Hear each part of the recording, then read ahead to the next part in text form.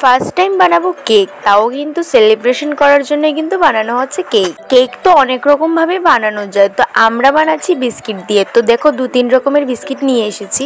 এই ভিডিওতে শেয়ার করব আমরা কিরকম ভাবে কেকটা বানাই। আমরা বলছি কারণ আমি আর আমার বোন মিলে কিন্তু পুরো কেকটা বানিয়েছি। তো দেখতেই পাচ্ছ এখানে কত রকমের বিস্কিট নিয়ে এসেছি। প্রত্যেকটা বিস্কিট থেকে কিন্তু ক্রিমগুলি আলাদা করে নিচ্ছে, আলাদা করে প্রত্যেকটা বিস্কিট কিন্তু একসাথে মিক্সচার করে নেব।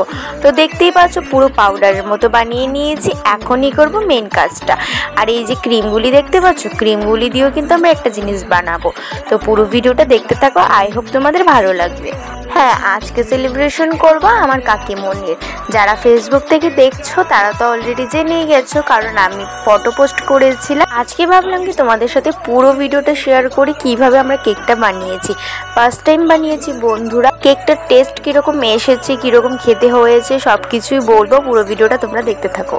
একটু গরম জল করে নিয়েছি, এতের মধ্যে কিন্তু আমি পাউডারের দুধটা ভালো করে গুলে নেব। এই দুধটা দিয়েই কিন্তু আমরা কেকের ব্যাটারটা তৈরি করব। তো একটু একটু করে ঢেলে ঢেলে কিন্তু পুরো ভালো করে একটু মিক্স করে নিচ্ছি। খুবই ভালো করে মিক্স করতে হয়। আর সাথে একটা ইনোর প্যাকেট ছিল, সেটাও কিন্তু দিয়ে দিয়েছি। তো দেখতে পাচ্ছ ইনোটা দিয়ে একদম ভালো করে মিক্সড করে যে পাত্রে আমরা কেকটা বানাবো সেই পাত্রেই কিন্তু আমি ভালো করে একটু অয়েল ব্রাশ করে নিয়েছি। আর এর মাপের কিন্তু সাইডে আর নিচে কাগজ দিয়ে দিয়েছি যাতে কেকটা ওঠাতে খুবই সুবিধা হয়। তো দেখো ফাইনালি আমাদের কেক হয়ে গেছে। লো ফ্লেমে 30 মিনিট আমরা কিন্তু এটাকে কুক হতে দিয়েছিলাম। এতটাও কিন্তু স্পঞ্জি হয়নি, যেটা ভেবেছিলাম সেরকম কিন্তু এতটা হয়নি। বাট ফার্স্ট টাইম এতটা পরিমাণে সুন্দর হবে দেখতে ভাবতেই পারিনি। শেফটা কিন্তু দারুণ হয়েছিল। বিস্কিটের যে ক্রিমটা রেখেছিলাম সেটাকে কিন্তু ভালো করে একটু গরম করে নিয়েছি, মানে গলিয়ে নিয়েছি আর কি।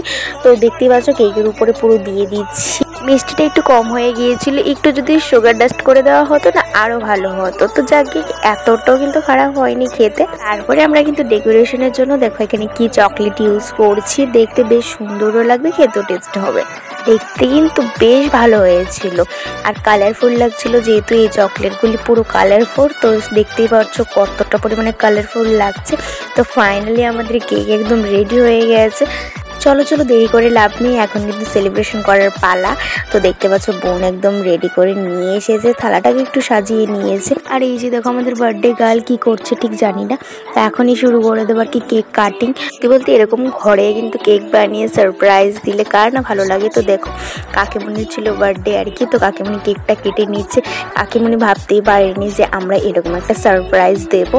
মেন যে করেছে সব কিছুই কিন্তু সোনাই করেছে, মানে কাকিমণির মেয়ে যে কেক কাটছে আর কি কাকিমণির সাথে।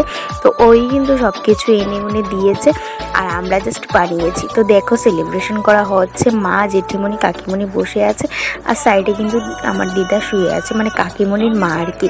তো দারুণ মজা হয়েছে। আর কেকের টেস্টটা তোমাদের সাথে বলি, এতটাও ভালো হয়নি আবার এতটা খারাপও হয়নি, খাওয়া যায়।